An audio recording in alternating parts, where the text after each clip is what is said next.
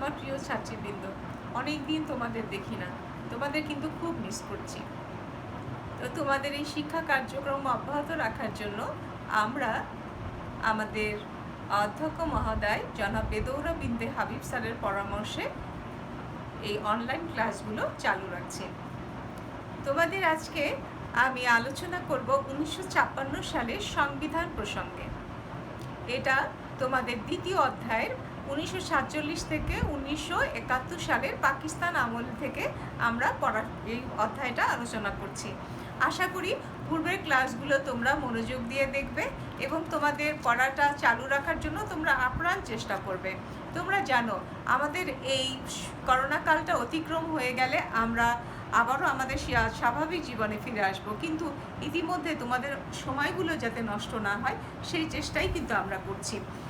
তো গত ক্লাসে আমি আলোচনা করেছিলাম তোমাদের সাথে মুসলিম লীগের 1954 সালের নির্বাচন, তারও আগে আলোচনা করেছিলাম 1952 সালের ভাষা আন্দোলন। অর্থাৎ এই পাকিস্তান আমলে উল্লেখযোগ্য কতগুলো ঘটনা ঘটে। সেই উল্লেখযোগ্য ঘটনার আজকে তৃতীয় ধাপটায় আমরা আসব। এটা হচ্ছে 1956 সালের সংবিধানের বৈশিষ্ট্য। তো 1956 সালের সংবিধানের বৈশিষ্ট্য আলোচনা করার আগে আমরা একটু জেনে নেই যে সংবিধান কাকে বলে। যেমন অ্যারিস্টটল বলেছেন, সংবিধান হচ্ছে এমন কতগুলো নিয়মাবলীর সমষ্টি যা রাষ্ট্র তার নিজের প্রয়োজনে বেছে নেয়। আজকে আরেকটা সংজ্ঞায় তোমাদের সাথে আলোচনা করি, সেটা হচ্ছে লর্ড ব্রাইসের সংজ্ঞা। লর্ড ব্রাইস বলেছেন, সংবিধান হলো এমন কতগুলো আইন প্রথার সমষ্টি যার মাধ্যমে রাষ্ট্রীয় জীবন পরিচালিত হয়। একটু খেয়াল করে দেখো, সংবিধান হলো এমন কতগুলো আইন ও প্রথার সমষ্টি যার মাধ্যমে রাষ্ট্রীয় জীবন পরিচালিত হয়। ব্যক্তি জীবন যেমন কতগুলো নিয়মাবলী মেনে আমরা চলি, রাষ্ট্রীয় জীবন কিন্তু ঠিক তেমনি কতগুলো আইন এবং প্রথার সমষ্টির মাধ্যমে পরিচালিত হয়। অথবা এমন কতগুলো আইনের সমন্বয় ঘটে যাতে কোনো জনগোষ্ঠীকে শাসন, খেয়াল করে দেখো, শাসন, সংগঠিত বা একত্রীকরণের নীতিমালা এবং নিয়মাবলী সংযোজিত হয়। এখন চিন্তা করে দেখো যে আমরা যখন স্বাধীন হই, অর্থাৎ আমরা যখন ব্রিটিশরা যখন এদেশ থেকে চলে যায়, তারা যখন ভারত উপমহাদেশের এই বিশাল জনগোষ্ঠীকে ধর্মের ভিত্তিতে দুটো আলাদা আলাদা রাষ্ট্রে ভাগ করে দেয়, অর্থাৎ ধর্মীয় পরিচয়। যেমন মোহাম্মদ আলী জিন্নাহ তার দ্বিজাতি তত্ত্বে বলেছেন যে মুসলমানরা শুধুমাত্র ভারতীয় নয়, তারা জাতি হওয়ার মতো সবগুলো গুণ বা বৈশিষ্ট্য তাদের মধ্যে আছে, যে হিন্দু জনগোষ্ঠীর মতো তারাও একটা জাতি। তো সেই প্রেক্ষিতে এই দাবি দেওয়ার দ্বিজাতি তত্ত্বটা জনমনে এতটাই প্রভাব বিস্তার করে যে তা ব্রিটিশদের মধ্যেও একটা তাদেরও একটা পরিকল্পনায় চলে আসে যে এই ভারত উপমহাদেশকে যদি আমরা সাম্প্রদায়িক দাঙ্গা থেকে যদি আমরা মুক্ত রাখতে চাই, তাহলে অবশ্যই আমাদেরকে দুটো আলাদা আলাদা জাতিতে ভাগ করেই দিতে হবে। অর্থাৎ তারা ডিভাইড অ্যান্ড রুল পলিসি যদিও আগে করেছিল, যদিও আমরা এটাকে একটা নেগেটিভ অর্থাৎ নেতিবাচক দৃষ্টিভঙ্গিতেই দেখি, তারপরেও শেষ পর্যন্ত কিন্তু এটা একটা অনিবার্য বাস্তবতা হয়ে দাঁড়ায় যে মুসলমান এবং হিন্দু জনগোষ্ঠীর দুটো আলাদা রাষ্ট্রের প্রয়োজন। তো আলাদা রাষ্ট্র হলেও আমরা পূর্ব পাকিস্তানের জনগণ মনে করেছিলাম যে আমরা স্বাধীন হয়েছি, কিন্তু স্বাধীনতার পরে পশ্চিমা শাসক গোষ্ঠী অর্থাৎ পশ্চিম পাকিস্তানের কেন্দ্রীয় শাসক গোষ্ঠী আমাদের সাথে এমন কিছু বিমাতাসুলভ আচরণ করে, এমন একটা বৈষম্যমূলক আচরণ করে, যখন আমরা বুঝতে পেরেছি স্বাধীনতার জন্য আমাদের আরও অনেক দূর যেতে হবে, অনেক সংগ্রাম করতে হবে, আরও অনেক ত্যাগ আমাদের স্বীকার করতে হবে। এই সংবিধান আমাদেরকে সেই সত্যটাই জানান দেয়, কারণ একটা স্বাধীন জাতির জন্য একটা সংবিধান প্রণয়ন করা এত কোনো কঠিন বিষয় ছিল না। দেখো, আমরা 1971 সালের 16ই ডিসেম্বরে আমরা বাঙালিরা স্বাধীন হয়েছি, বিশ্বের মানচিত্রে আমরা একটা স্বাধীন জাতিরাষ্ট্রের মর্যাদা লাভ করেছি। তার ঠিক এক বছরের মাথায় অর্থাৎ 1972 সালের 16ই ডিসেম্বরই আমরা একটা সংবিধান প্রণয়ন করতে পেরেছি। কিন্তু 1947 সালে 14ই আগস্ট পাকিস্তান রাষ্ট্র স্বাধীন হওয়ার পরেও আমরা দীর্ঘ সময়ে আমরা দেখি যে সেখানে একটা সংবিধান প্রণয়ন হয় নাই। 1954 সালের যুক্তফ্রন্ট নির্বাচনের পরে যুক্তফ্রন্টের নির্বাচনে যারা জয়ী হয়েছে তাদের দাবি দেওয়ার প্রেক্ষিতে খুব দ্রুততার সাথে সংবিধান প্রণয়নের ব্যবস্থা গ্রহণ করা হয়। এরপরেই আমরা দেখি 1956 সালে সংবিধানটা প্রণয়ন করা হয়। তাহলে আমরা দেখি এই সংবিধানের বৈশিষ্ট্যটার মধ্যে আমরা দেখি সংবিধানের বৈশিষ্ট্য আলোচনা করার আগে আমরা একটু আলোচনা করে নেই যে সংবিধান প্রণয়নে এই যে একটা দীর্ঘসূত্রিতা বা একটা দীর্ঘ সময় পার হয়ে গেছে, কারণটা কি? প্রথম কারণটাই হচ্ছে রাষ্ট্রভাষা বিতর্ক। যে পশ্চিম পাকিস্তানি অর্থাৎ পাকিস্তান রাষ্ট্র তৈরি হওয়ার পরে কেন্দ্রীয় শাসক গোষ্ঠীর ভিতরে একটা দমনমূলক, একটা নিপীড়নমূলক মনোভাব কাজ করেছে। তাদের ভেতরে কোনো গণতান্ত্রিক মনোভাব কাজ করে নাই। তারা কিভাবে এই পূর্ব পাকিস্তানকে শোষণ করবে, কিভাবে তারা তাদের আধিপত্য বজায় রাখবে, সেই মনোভাব নিয়েই কিন্তু তারা প্রথম থেকেই তারা রাষ্ট্রভাষাকে কেন্দ্র করেই তাদের সেই মনোভাবের বহিঃপ্রকাশ ঘটায়। তো এই রাষ্ট্রভাষার বিতর্ক অর্থাৎ এই পাকিস্তান রাষ্ট্রের রাষ্ট্রভাষা কি হবে, এই বিতর্কটার অবসানের জন্যই কিন্তু বিতর্কটা যেহেতু শেষ হয়নি সেই সূত্র ধরেই কিন্তু এই সংবিধান প্রণয়নে বিলম্ব ঘটে। এরপর আমরা দেখি কেন্দ্র ও প্রদেশের মধ্যে ক্ষমতার বন্টন প্রসঙ্গে।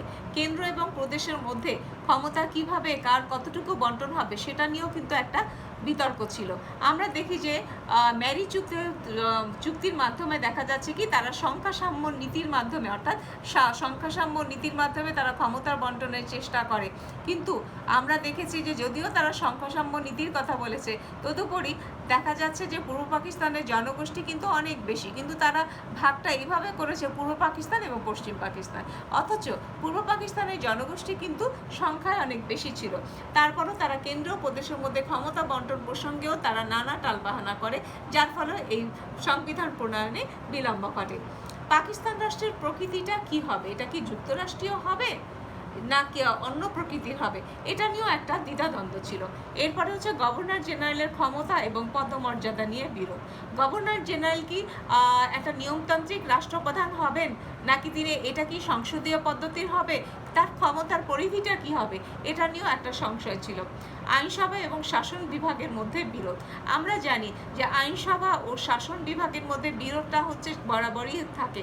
তারপরে হচ্ছে যে এটা যদি একটা সংসদীয় পদ্ধতির হয় তাহলে এখানে আইনসভার গুরুত্বটা বজায় থাকে। তাহলে এটা কি সংসদীয় পদ্ধতির হবে নাকি রাষ্ট্রপতি শাসিত সরকার ব্যবস্থা হবে, এই নিয়ে একটা বিরোধ ছিল। এরপর আমরা দেখি যে পাকিস্তানের উভয় অংশের মধ্যে সামাজিক এবং সাংস্কৃতিক অমিল। পাকিস্তান এবং বাংলাদেশ অর্থাৎ পশ্চিম পাকিস্তানের এই উভয় অংশের মাঝখানে ছিল একটা ভারতের একটা সীমানা। তো আমরা দেখি যে একটা রাষ্ট্র যদি যুক্তরাষ্ট্রীয় প্রকৃতির হয় তার মধ্যে ভৌগোলিক সংলগ্নতা অবশ্যই থাকতে হবে, কিন্তু পশ্চিম পাকিস্তান এবং পূর্ব পাকিস্তানের মধ্যে প্রায় দেড় হাজার কিলোমিটারের মতো একটা দূরত্ব ছিল। এই ভৌগোলিক অসংলগ্নতা কিন্তু আমাদের মধ্যে একটা সমস্যা তৈরি করে। এরপরে আমরা আসি যে আমাদের এই 56 সালের সংবিধানের বৈশিষ্ট্যগুলো কি কি হবে। এই 1956 সালে যে সংবিধান প্রণয়ন করা হয় তার মধ্যে অন্যতম আমরা দেখি যে ইসলামী প্রজাতন্ত্র অর্থাৎ এটাকে যেহেতু আমরা দেখি যে 1947 সালে যখন দেশ ভাগ হয় তখন আমরা দেখি যে লাহোর প্রস্তাবের ভিত্তিতে এই দেশটা ভাগ হয়, স্বাধীন হয় দুটো রাষ্ট্র। সুতরাং যেহেতু মুসলিম জনসংখ্যার ভিত্তিতে দেশটা ভাগ হয়, দেশটা স্বাধীন হয়, সুতরাং সংবিধানে এটাকে ইসলামী প্রজাতন্ত্র বলে ঘোষণা করা হয়। আর লিখিত সংবিধান, আমরা জানি যে সংবিধান যে প্রণয়ন করা হয়েছে তার সংবিধানটা হবে কি লিখিত প্রকৃতির। এরপরে হচ্ছে দুষ্পরিবর্তনীয় সংবিধান। তোমরা জানো যে দুষ্পরিবর্তনীয় সংবিধানে যদি কোনো সংবিধান পরিবর্তন করতে হয় তাহলে সংসদের 2/3 সদস্যের অনুমোদন বা সম্মতির প্রয়োজন হয়। এরপর হচ্ছে প্রতিনিধিত্বমূলক গণতান্ত্রিক ব্যবস্থা, অর্থাৎ এখানে সার্বজনীন ভোটাধিকারের ভিত্তিতে জনপ্রতিনিধিরা নির্বাচিত হবেন। যুক্তরাষ্ট্রীয় সরকার পদ্ধতি, অর্থাৎ এটাকে বলা হয় যে যুক্তরাষ্ট্রীয় সরকার পদ্ধতি। সংবিধানে পূর্ব পাকিস্তান হচ্ছে একটা প্রদেশ এবং কেন্দ্র হচ্ছে কি পশ্চিম পাকিস্তান, এভাবে তারা একটা পদ্ধতি নির্ণয় করে, অর্থাৎ যুক্তরাষ্ট্রীয় প্রকৃতির সরকার হয়। এরপর হচ্ছে সংসদীয় সরকার পদ্ধতি। এই ব্যবস্থাটা কি হবে? সংসদীয় সরকার পদ্ধতি। সংসদীয় সরকার পদ্ধতির রূপরেখা সম্পর্কে তোমরা জানো। বর্তমানে যেমন বাংলাদেশের যে পদ্ধতি সরকার ব্যবস্থাটা আছে সেটা হচ্ছে কি সংসদীয় সরকার পদ্ধতি, অর্থাৎ মানে সার্বজনীন ভোটাধিকারের ভিত্তিতে সংসদ সদস্যরা নির্বাচিত হবেন এবং সেই সংসদে যারা যেই দল সংখ্যাগরিষ্ঠতা লাভ করবে সেই দল সরকার গঠন করবে এবং তার সরকার প্রধান হবেন প্রধানমন্ত্রী। তো এখানে আমরা দেখি যে সংসদীয় সরকার পদ্ধতি এটা নির্ধারণ করা হয়। এরপর হচ্ছে মৌলিক অধিকার। মৌলিক অধিকারগুলো যদি ক্ষুণ্ণ হয় তাহলে জনগণ কোথায় আশ্রয় নেবে সেটাও এখানে বলা হয়, অর্থাৎ মৌলিক অধিকারের বিষয়গুলো এই সংবিধানে সন্নিবেশিত হয়। অর্থাৎ যদি কোনো নাগরিক তার দেখে যে তার মৌলিক অধিকার ক্ষুণ্ণ হচ্ছে তাহলে সে এই সংবিধানের এই মৌলিক অধিকারের সন্নিবেশিত হওয়ার কারণে সে আদালতের আশ্রয় গ্রহণ করতে পারবে। তাহলে এখানে আমরা আরেকটা একটা বৈশিষ্ট্য দেখি, এক কক্ষ বিশিষ্ট আইনসভা। এটা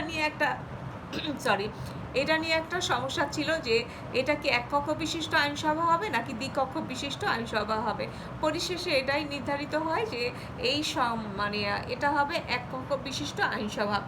এরপর হচ্ছে যুক্তরাষ্ট্রীয় আদালত। যদি কোনো বিষয়ে অর্থাৎ যুক্তরাষ্ট্রীয় আদালত, এখানে আরেকটা বিষয় আমাদের সংবিধানে আমরা দেখি লেখা হয় যুক্তরাষ্ট্রীয় আদালত। আরেকটা বৈশিষ্ট্য হচ্ছে যুক্তরাষ্ট্রীয় আদালত। এরপরে হচ্ছে কি বিচার বিভাগের স্বাধীনতা। আমরা জানি বিচার বিভাগের স্বাধীনতা বলতে আমরা কি বুঝি, অর্থাৎ বিচার বিভাগ যখন স্বাধীন মুক্তভাবে প্রচলিত আইন অনুযায়ী তার বিচার কার্যক্রম পরিচালনা করতে পারে সেই এখতিয়ারটা এই সংবিধানে রাখা হয়। সংখ্যালঘুদের স্বার্থ সংরক্ষণের নিশ্চয়তা। যদিও মুসলমান সংখ্যাগরিষ্ঠতার ভিত্তিতে পাকিস্তান রাষ্ট্র একটা মুসলিম রাষ্ট্র হিসাবে ঘোষিত হয়, তদুপরি এখানে আরও সংখ্যালঘু কিছু জনগোষ্ঠী আছে, সেই জনগোষ্ঠীর স্বার্থ সংরক্ষণের নিশ্চয়তা এই সংবিধানে রাখা হয়েছে। এরপর আমরা দেখি রাষ্ট্রভাষার প্রসঙ্গ। উর্দু এবং বাংলাকে রাষ্ট্রভাষা হিসাবে ঘোষণা করা হয়। আমরা জানি ভাষা আন্দোলন কিন্তু এই প্রেক্ষিতেই হয়েছিল, কারণ পাকিস্তান রাষ্ট্র সৃষ্টি হওয়ার পরপরই কিন্তু তারা ঘোষণা দেয় যে উর্দু হবে একমাত্র রাষ্ট্রভাষা। এই ঘোষণার প্রেক্ষিতেই কিন্তু বাংলার সাহসী অকুতোভয় জনগণ কিন্তু রুখে দাঁড়িয়েছিল, তাদের এই আন্দোলন বৃথা যায়নি। উর্দু এবং সাথে সাথে বাংলাকেও রাষ্ট্রভাষা হিসাবে ঘোষণা দিতে তারা বাধ্য হয়। কেন্দ্রের প্রাধান্য এবং আঞ্চলিক স্বায়ত্তশাসনের অনুপস্থিতি। কেন্দ্রের প্রাধান্য এখানে বজায় থাকে। আমরা দেখি এই সংবিধানে এমন কতগুলো বৈশিষ্ট্য আছে যার ফলে কি হয়, কেন্দ্রের প্রাধান্য অক্ষুণ্ণ থাকে কিন্তু আঞ্চলিক স্বায়ত্তশাসনের এখানে আমরা ঘাটতি দেখা যাচ্ছে, অর্থাৎ আঞ্চলিক স্বায়ত্তশাসন এখানে অনুপস্থিতি থাকে। তাহলে আমরা এই বিষয়গুলো বাসায় ঠিক মতো পড়ে নেব। তোমাদের কাছে আমি আশা করি তোমরা তোমাদের পাঠ্যক্রম চালিয়ে যাবে, তোমাদের পড়ালেখার দিকে তোমরা মনোযোগ দেবে। আমরা আশা করব শীঘ্রই এই করোনা পরিস্থিতি স্বাভাবিক হয়ে যাবে, আমরা আমাদের স্বাভাবিক জীবনে ফিরে আসবো ইনশাল্লাহ। সবাই ভালো থাকো, সুস্থ থাকো।